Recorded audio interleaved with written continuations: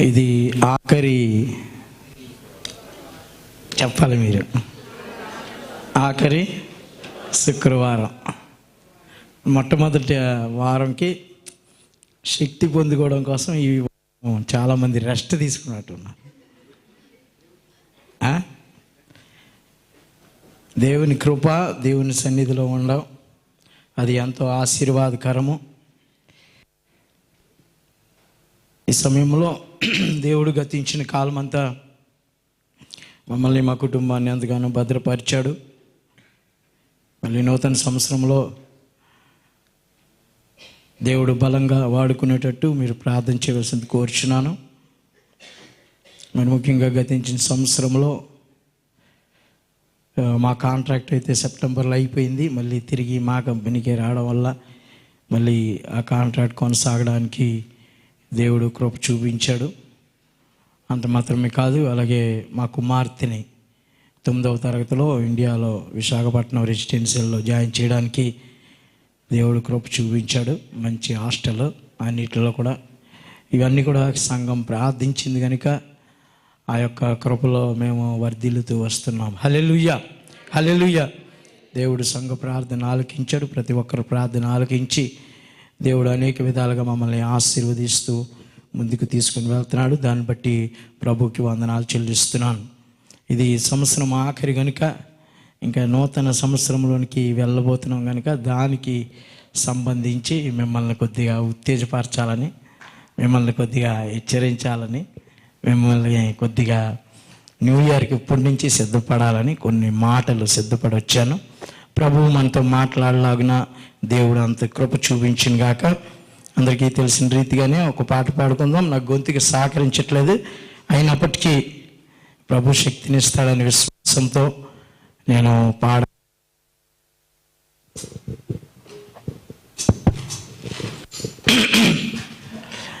ఇంతగా నన్ను ప్రేమించినది నీరు, ప్రేమించినది నీ రూపము నాలో రూపించుటగా.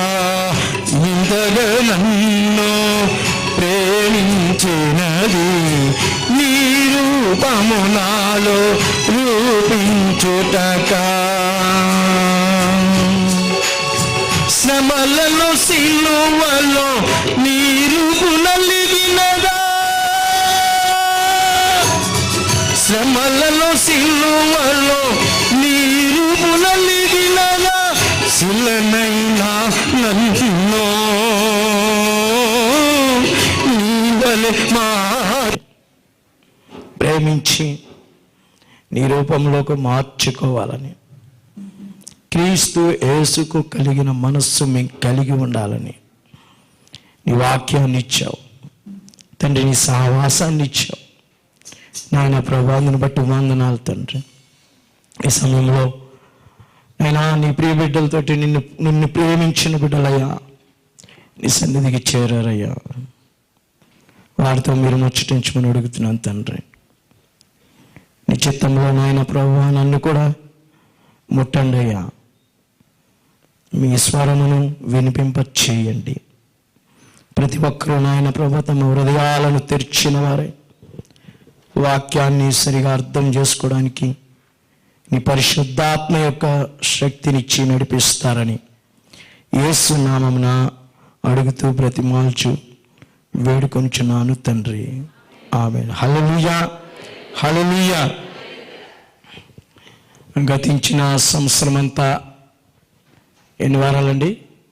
సంవత్సరానికి 52 వారాలు. అందరూ వచ్చారా సన్నిధికి? 52 వారాలు అందరూ వచ్చారా?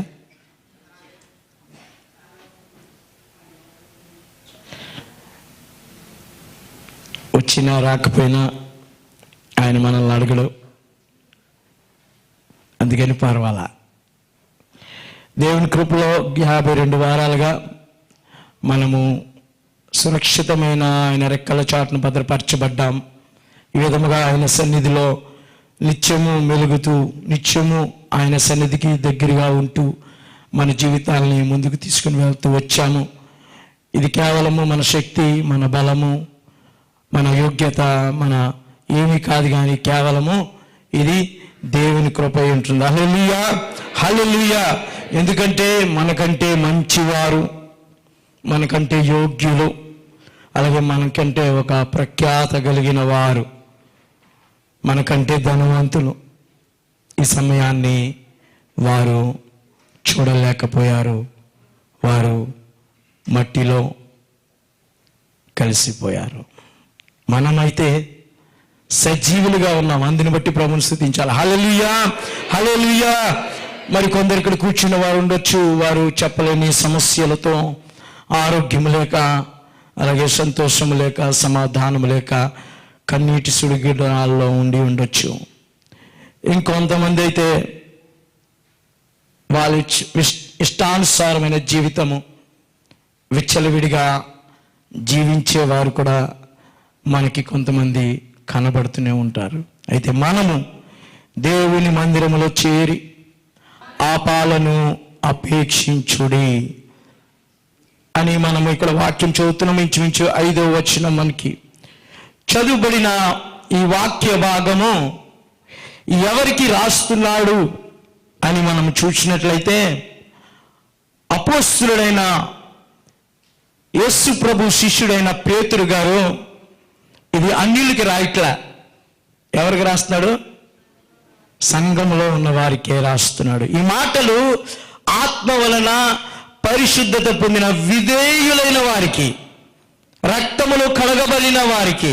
మనం అక్కడ చూస్తాం మొదటి ఆ పత్రిక యొక్క మొదటి అధ్యాయం 1వ వచనములో ఆయన చెప్తున్నాడు, పరిశుద్ధులైన వారు జీవించు జీవితమును బట్టి అనగా. హల్లెలూయా, హల్లెలూయా. ఎవరికి రాశాడనంటే అన్యులకు కాదు, కానీ చెరకు చేర్చబడిన వారు, అలాగే చెరలో ఉన్న వారి కొరకు, అలాగే అనేక విషయాల్లో బందీలుగా ఉన్న వారి కొరకు రాయబడినది.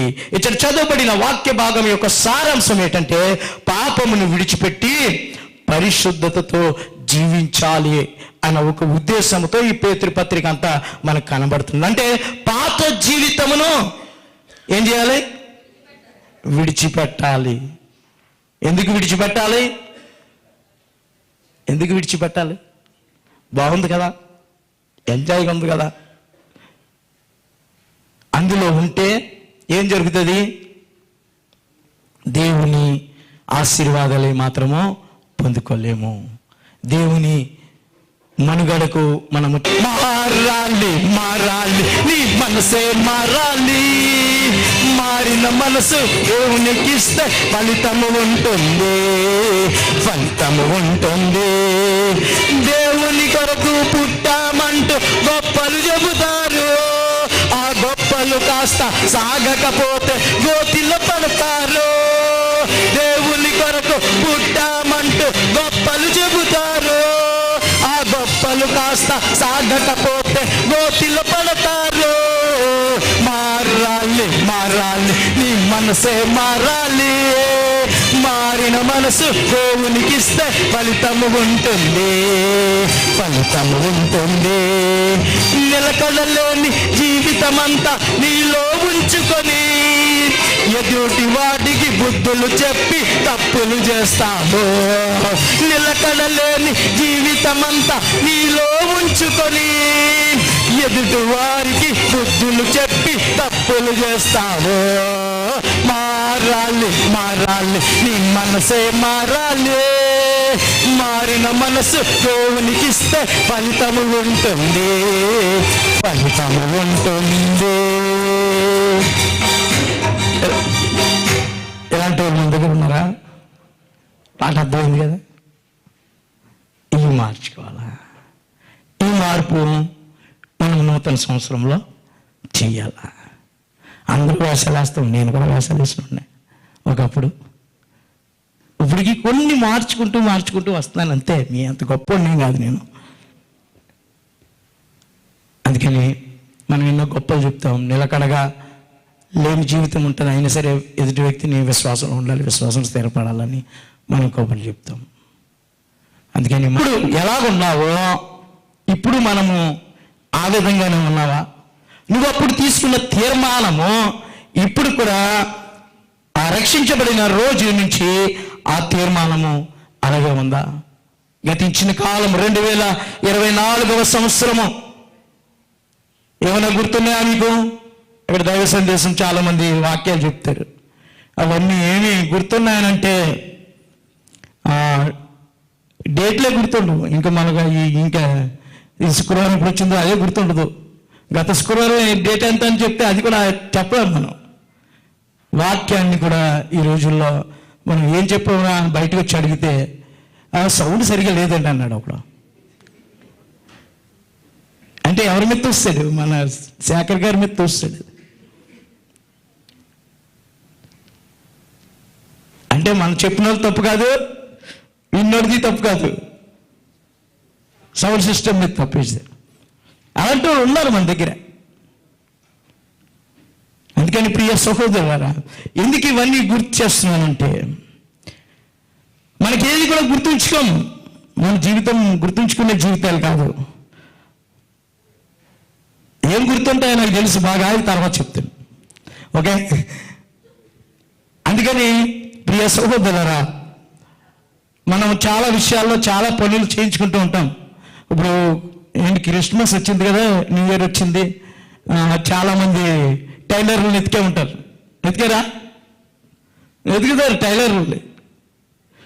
టైలర్ దగ్గరికి వెళ్తే వాడు ఏం చెప్తాడు? వాడు బట్టలు చూస్తాడు, ఆ టేప్తో కోల్చుకుంటాడు, ఏ మోడల్ కుట్టాలో అడుగుతాడు. ఆ పరిస్థితిలో ఉన్నాడు. ఇది చాలా బాధాకరమైన విషయం. ఏమైనా ప్రోగ్రాం ఉందంటే దాని గురించి గుర్తుంటుంది వాడికి, కానీ ఇలాంటివి ఎంత మాత్రమో గుర్తుండవు. సంఘానికి వచ్చి ఎన్ని సంవత్సరాలు అయ్యింది? నేను రక్షణ పొంది ఎన్ని సంవత్సరాలు అయ్యింది? నేను ప్రతి వారం ఆరాధనకు వస్తున్నానండి, అన్ని సంవత్సరాలండి, ఇన్ని పనులు చేశానండి, ఇన్ని కార్యాలు చేశానండి. అయితే ఇవన్నీ కూడా మన ఫిజికల్ ఎక్స్పీరియన్స్, ఇదంతా కూడా బాహ్యమైనవి. అయితే అంతరంగం విషయంలో వచ్చినప్పటికీ నీ అనుభవం ఏంటి?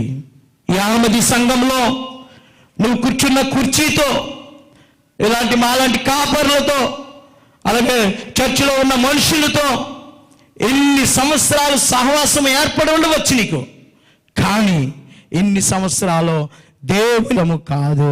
ఈ రోజుల కంటే ఇంతకు ముందు రోజులే చాలా బాగున్నాయండి అని చాలామంది చెప్తూ ఉంటారు. ఇంతకుముందు బాగుండేదండి మన చర్చు, ఇంతకుముందు బాగుండేవారని అందరూ.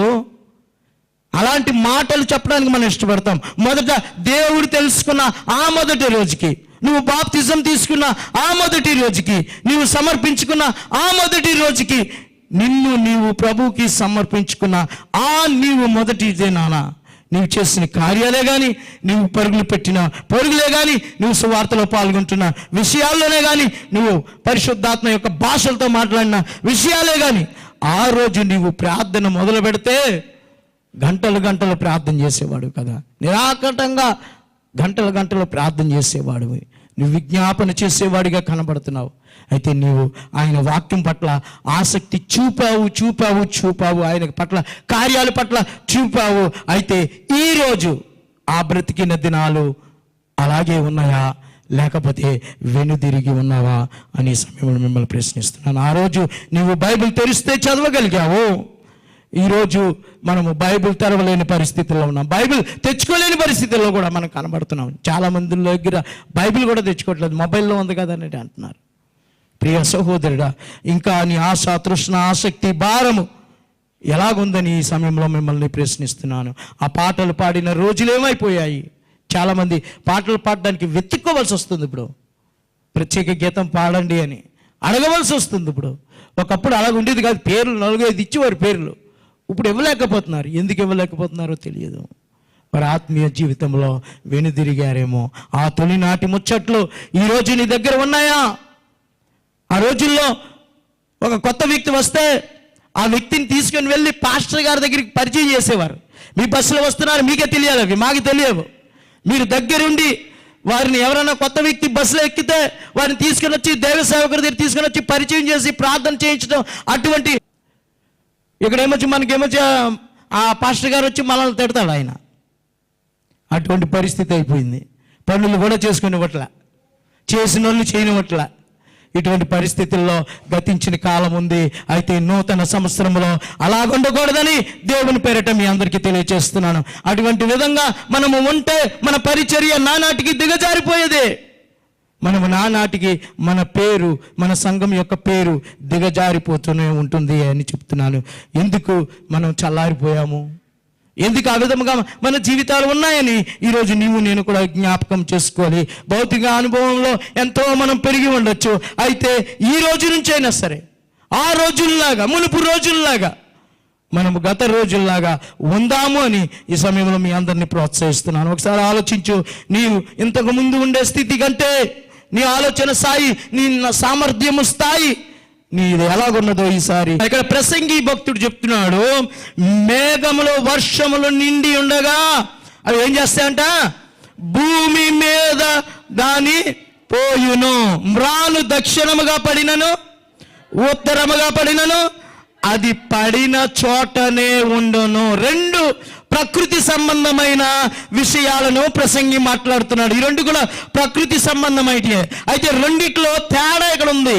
ఏమిటి అనే తేడా అంటే, మేఘం ఏం చేస్తుందంట, వర్షాన్ని కురిపిస్తుంది, నీళ్లతో భూమిని నింపబడుతుంది. భూమి ఏం చేస్తుంది, దాన్ని తీసుకొని ఈ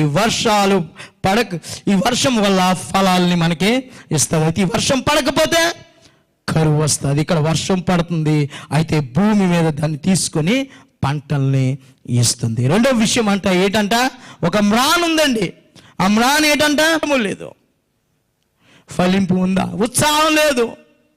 ప్రియ సహోదరులారా, నీ వయసును పెంచుకున్నావు కానీ ఆత్మీయంగా నీ పరిపూర్ణత ఎలాగుందో ఒకసారి నీవు నేను కూడా పరీక్షించుకోవాలి. మ్రాన్ అంటే కొంచెం ఆలోచించు. అక్కడ ఉంది ఒక చెక్క కుర్చీ ఉంది, ఆ కుర్చీ ఎక్కడికి కదలదు. దానిలో నువ్వు కూర్చుంటే ఏంటి, కూర్చోకపోతే ఏంటి. కొంతమంది కొన్ని సీట్లు కావాలి వాళ్ళకి, ఆ బయటే అదే డైరెక్ట్గా సీట్ దగ్గరకు వచ్చేదాన్ని కూర్చుంటే ఎవరైనా కూర్చున్నారనుకోండి, ఒక గోర చూసి వస్తారు, ఏంటి నా సీట్లో కూర్చున్నారు. అలవాటు అయిపోయారు అలాగా మ్రాను బ్రతుకులు. ప్రియ సహోదరా, కుర్చీలో కూర్చుంటే ఏంటి, కింద కూర్చుంటే ఏంటి, దగ్గర కూర్చుంటే ఏంటి,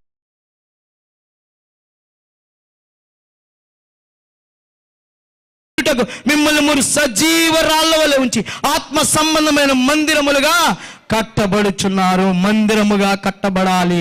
అయితే మనందరము విడిచిపెట్టవలసినవి, మనం మానవలసినవి చెబుతున్నాడు. ఆ మొదటి వచనములో సమస్త దుష్టత్వమును, సమస్త కపటమును, వేషధారణయు, అసూయ, సమస్త దూషణ మాటలను మాని అని తెలియజేస్తున్నాడు.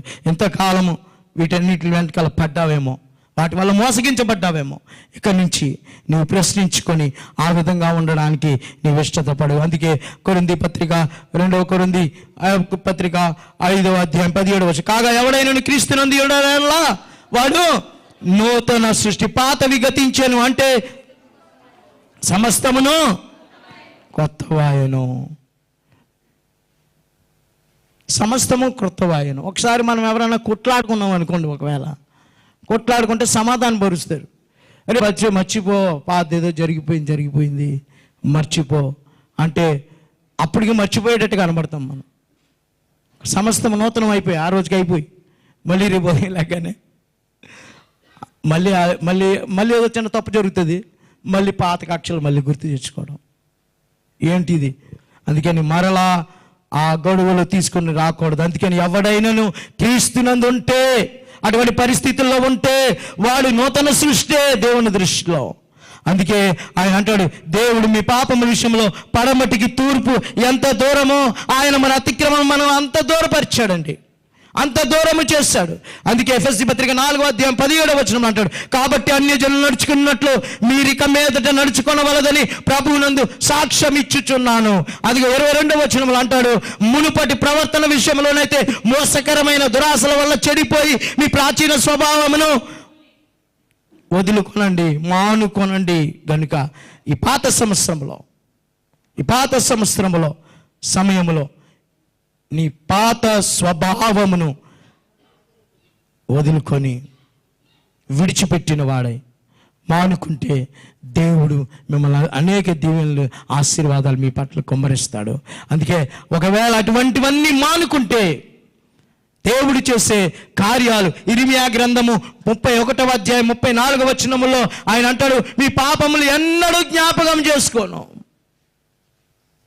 ఒకవేళ ఈరోజు వదిలేయగలిగితే ఆయన ఎప్పటికీ జ్ఞాపకం చేసుకోడంటండి. యెషయా గ్రంథం 38:17 అంటాడు, నీ వీపు తట్టు పాపములన్నీ పడివేను, మళ్ళీ కనబడలేని విధముగా ఆయన చేస్తాడు. మీకా 7:19 అంటాడు, మాట అల్లా. దేవుని చిత్తమైతే 1వ తారీఖు ఉదయం మంగాఫ్లో ఆ విషయాన్ని మాట్లాడతాను.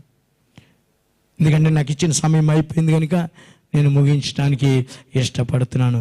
అయితే ఇంకా మనం ఎన్నటికీ పాపము జోలికి ఇంకా పోకుండా, ఇంతవరకు మనం ఎన్నో నిర్లక్ష్యం చేశామేమో, ఎన్నిటిలో మనము వెనుకబడి ఉన్నామేమో, అయితే ఇక నుండి దేవునికి దగ్గర అవుదాం. ఆయన మనల్ని ఎంతగానో ప్రేమిస్తున్నాడు, ఆయన ఎంతగానో మనల్ని ఆదరించాలని ఇష్టపడుతున్నాడు. అందుకని తల వంచుకుందాం, ప్రార్థన చేసుకుందాం, దేవుని వైపు చూద్దాం. అందరూ కూడా ప్రభువా నీ వైపు చూస్తున్నానయ్యా, ప్రభువా పాత సంవత్సరము ఆయన ఇంకా ముగించినై ఉంటున్నామయ్యా, ఇంకొద్ది దినాలయ్యా, ఇంకొద్ది గంటలు తండ్రి,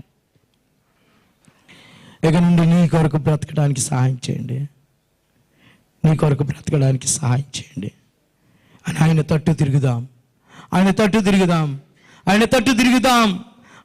తిరిగితే తప్పక ఈరోజు మీ హృదయాల్లో మార్పు తెచ్చిన వాడై ఆయన నూతన సంవత్సరానికి సిద్ధపరుస్తాడు. మిమ్మల్ని నూతన పరచాలని ఆయన ఇష్టపడుతున్నాడు. సమస్త దుష్టత్వము, సమస్త అన్ని అసూయలను అన్నిటిని విడిచిపెట్టిన, అన్నిటిని మానిన వారై మీరు దేవుని మందిరముగా తయారవ్వాలని ఆయన ఇష్టపడుతున్నాడు. నీకు ఇష్టమేనా? నువ్వు రావడానికి ఇష్టపడుతున్నావా? ఈ సంవత్సరమైనా గతించిన కాలం చాలు, ఇప్పటి వరకు జరిగిన క్రియలన్నీ చాలు మనకి. ఇక నుండి మనము చక్కగా దేవుని సన్నిధిలో దేవునితో సహవాసంలో ఆనందిద్దాం.